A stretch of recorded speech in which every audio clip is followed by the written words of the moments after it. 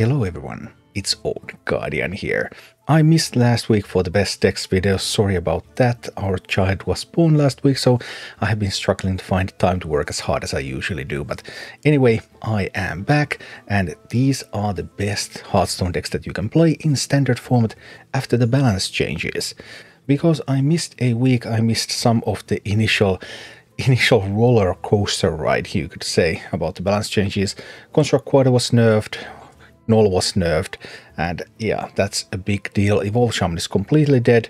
Construct Quarter gave a lot of breathing room for many decks, so let's take a look at what's going on right now. First of all, at number 13 we have the Quest Ramp Druid. Quest Ramp Druid was quite a phenomenon 1 week ago, and now it's already on a downward slope, but it looks like it's just good enough to stay in the game, because especially one great matchup, which is the matchup against the Frost Death Knight. And Frost Death Knight is still a very popular deck. Quest Ramp Druid is one of the few good counters to it. I mean, before the balance patch, Frost Death Knight had 0 counters. Now there are some.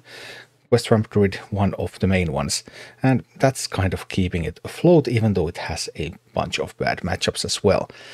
And, well, the quest. I mean, the real win condition of this deck is Brand Bronzebeard, Anubrekan, Astral Bloodsworn, and boom, boom, boom, boom, boom, boom, boom, boom, boom, boom, boom.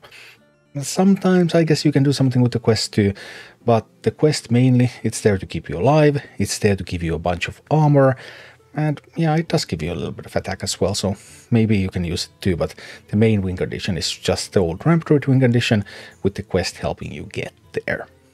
And at number 12 we have one of the longest non-changing decks in the game. The Curse Imp Warlock deck, it just doesn't budge. I mean, there's no reason to change any cards in it, it's perfect.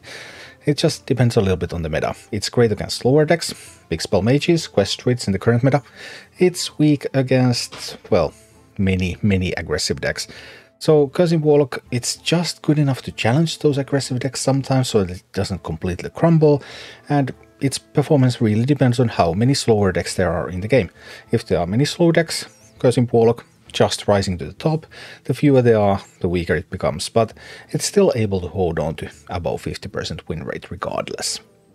But right now the meta is fast enough that the regular version of Imp Warlock is better than the Curse version, because the regular version can challenge those aggressive decks a little bit better, although there is this quartet, weak against Unholy Death Knight, Frost Death Knight, Undead Priest, Aggro Mage. You're going to see this a lot. That quartet of fairly aggressive decks is just really strong in the current meta. Imp Warlock is able to somewhat play, but it's still unfavored against those, so that's really bad. It has a bunch of good matchups as well.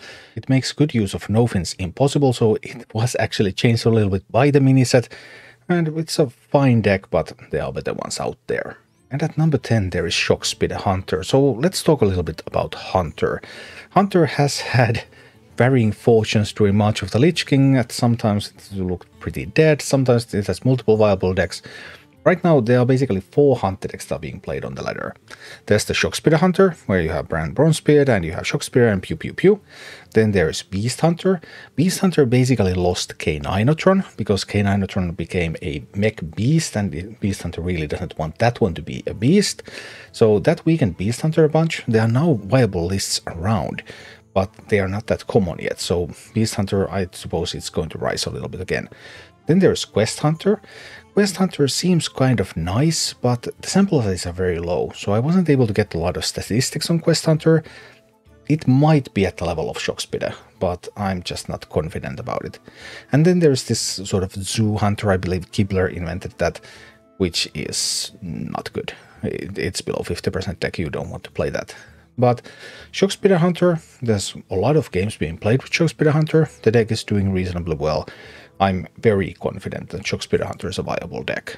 And Quest Hunter could be at this level, but the sample size is so low that I just can't confidently even say that it belongs here. I just can't. And then there is this Hunter deck, the Beast Hunter without K9tron. And now, well, hey, no K9tron, so why not just put more legendary cards into the decks? There's enough room for both Lortimer Terron and Hope of Quel'Thalas in this list.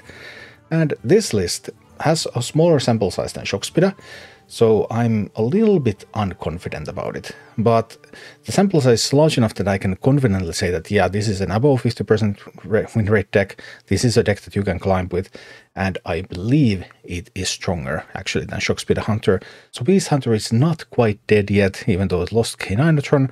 The lists have now been adjusted, even though they're not very common yet, but here, grab this list if you want to play Beast Hunter, and off you go again. At number 8 we have Fel Demon Hunter.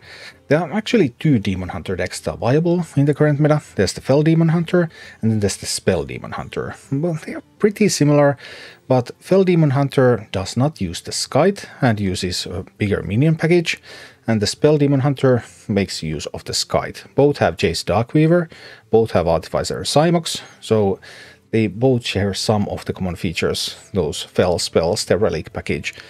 But this one is more combo-ish, and the other one is a little more capable of just exerting pressure. Fel Demon Hunter seems to be the better one. Their matchup spreads are quite alike, and Spell Demon Hunter currently just looks like it's a weaker version, basically. So that's why I'm only featuring this one, and I mean, it's a pretty fine deck overall. At number 7 we have Deathrattle Rogue. I believe the initial version of this deck was built by Jumper, and well, it turns out that Deathrattle Rogue, yes, it is actually viable in the current meta. The original version was running Perjury in 2-mana slot, and Perjury was always a little bit like, I guess they need something to play on 2, but like, is that even good? This version replaces Perjury with Tooth of Nefarian, and I like that change. Although Tooth of Nefarian is not a superstar either, but Tooth of Nefarian performance seems to be slightly better than Perjury. It helps the deck stay in the game, stay alive until it can just do its real things. But still, it's weak against many of those more aggressive decks, and yeah, it has its upsides and its downsides. Overall, a fine deck and the return of Deathrattle Rogue to the meta. And at number 6 we have Pure Paladin. Pure Paladin is one of the more premium aggressive decks in the meta, but Pure Paladin has a bit of a problem. And that problem is Unholy Death Knight, Frost Death Knight, Undead Priest, Aggro Mage. See that quoted again. Pure Paladin, fine deck. Running the Purator nowadays also goes great in the deck. Just a fun little list, but it has just those couple of weaknesses. And at number 5 we have Big Spell Mage. Big Spell Mage is a little bit different, because Big Spell Mage isn't weak to all of those 4 decks, it's actually strongest Aggro Mage, but then again it also has some additional weaknesses in the form of Pure Paladin and Curse Imp Warlock.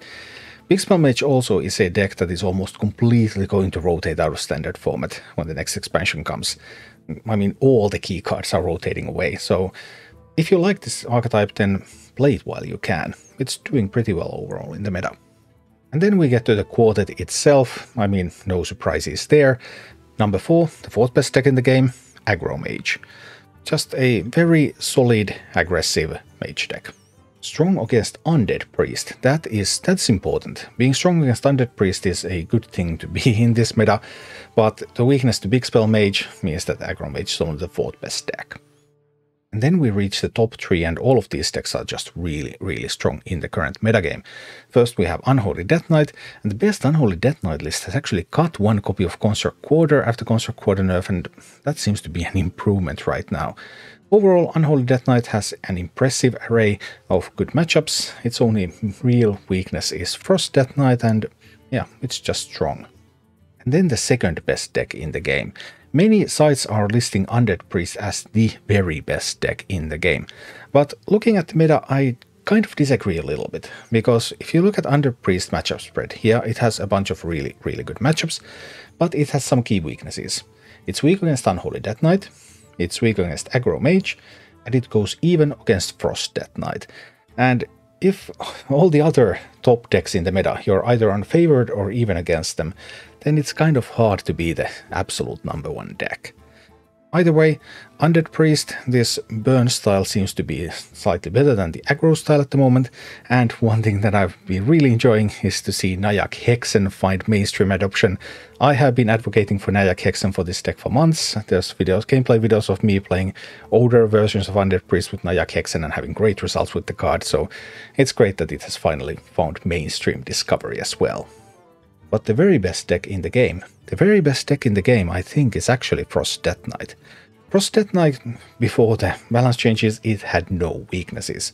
Now it has some weaknesses. Quest Druid, Fel Demon Hunter.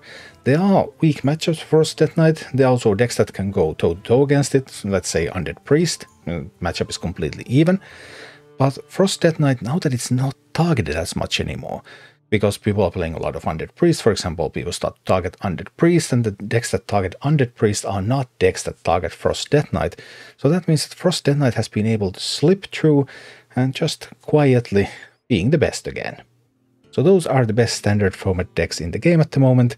There is a quartet of very, very powerful decks with Aggro Mage, Unholy Death Knight, Undead Priest, and Frost Death Knight, and a bunch of other contenders who are just good enough to climb, even though they're not quite as good as these top 4 decks. So just pick a deck that you like and have fun in the ladder. Thank you for watching. Click like and subscribe if you enjoyed this, and a special thanks to all of my Patreon supporters, YouTube members and Twitch subscribers who make all of these videos possible.